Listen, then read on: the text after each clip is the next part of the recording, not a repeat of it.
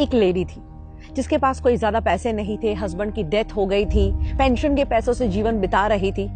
तब एक घटना घटी। उसके घर के बाहर एक लड़का आया, दरवाजा खटखटाया। वो देखती है, वो 14-15 साल का एक लड़का जो सेल्समैन था और अपनी प्रोडक्ट्स बेचने के लिए आया था।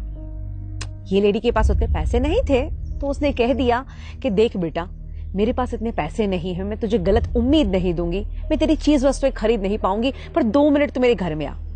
वो घर में बिठाती है और किचन में जाती है और दूध का एक गिलास लेके आती है और कहती कि बेटा, मुझे लगता है कि तू बहुत भूखा है, बहुत प्यासा है, मैं तेरी और कोई मदद नहीं कर सकती, बट एक ये दूध का गिलास तुझे दे सकती हूँ जिससे तेरी भूख और प्यास दोनों मिट जाएगी। बच्चा दूध का गिलास पीता है, थैंक यू कह के चला जाता है। इस घटना को और 15 साल बीतते हैं। अब तो ये लेडी बहुत बुजुर्ग हो चुकी है और एक दिन उनको हार्ट अटैक आता है। आस पड़ोस वाले उनको हॉस्पिटल में भर्ती करते हैं और जब उनके ऊपर सर्जरी होती है, बाद में वो ठीक होकर अपनी आंखें खोलती है, तब उनको पता चलता है कि उनके ऊपर तो ऑलरेडी एक बहुत बड़ी सर्जरी हो चुकी है और जिसका लाखों का बिल बन चुका है। इस लेडी के पैरों तले से जमीन निकल जाती है और रोने लगती है कि हे भगवान, मुझे क्यों बचाया, अब मैं ये बिल कहां से पे करूंगी, मैं ये पैसा कैसे दूंगी। और 2-3 दिन वहां पे वो इतनी उदासी के साथ बिताती है, वो सोचती है मैं किसकी मदद मांगू। आखिर में उसका डिस्चार्ज का डे आता है। अभी भी उसको कुछ नहीं सूझ रहा, बिकॉज उसके कुछ ज्यादा रिलेटिव्स नहीं थे, ऐसे कोई लोग नहीं थे जो उसकी मदद कर पाए। वो भारी भारी कदमों से चलते हुए रिसेप्शन के काउंटर पे पहुंचती है, सोचती है मैं उनसे क्या बात करूंगी। वो कहती है मेरा बिल दिखाइए। वो बिल देते हैं एंड अप्रोक्सीमेटली 5 लाख रुपए का उसका बिल आया है। वो बिल देखती है, पर उनको ताज्जुब होता है क्योंकि उस बिल के नीचे लिखा था ऑलरेडी पेड एंड उसके नीचे लिखा था thank you for the glass of milk.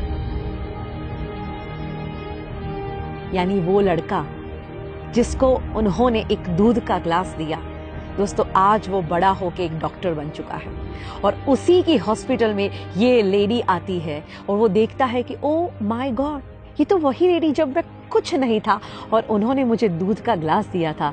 आज ये ऋण चुकाने का मौका मिला है, क्यों ना मैं अपना ऋण चुकाऊं, क्यों ना इनका बिल मैं ही भर दूं। इसीलिए तो कहते हैं कि जब आप अच्छे काम करते हैं, दुनिया गोल है, जो अच्छे काम भेजे हैं सब लौट के वापस आते ही हैं। बट अच्छी बात क्या है कि कुदरत इतनी मेहरबान है हम पे कि जब हम कुछ छोड़ते हैं उससे कई गुना बढ़ के ये लाइफ में वापस आती है। हम हमेशा पूरी जिंदगी लगे रहते हैं दुनिया को इम्प्रेस करने में, बट अगर सही में इम्प्रेस करना है ना तो उस ऊपर वाले को कीजिए। आपका इंटेंशन कितना भी सही क्यों ना हो, ये दुनिया सिर्फ आपका प्रेजेंटेशन देखती है एंड आपका ये प्रेजेंटेशन कितना भी अच्छा क्यों ना हो, ये ऊपर वाला तो सिर्फ आपका इंटेंशन ही देखता है। तो ये सद्भावना की शुरुआत आज से ही की जाए।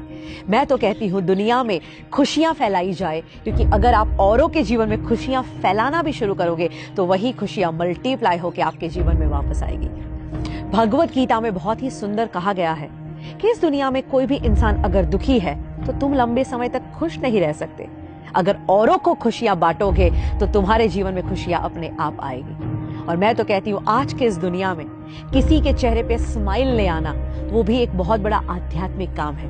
कहते हैं एक उदास चेहरे पे एक प्यारी सी मुस्कुराहट आ जाए और अगर उसकी वजह तुम हो तो समझ लेना इस दुनिया का सबसे धनवान इंसान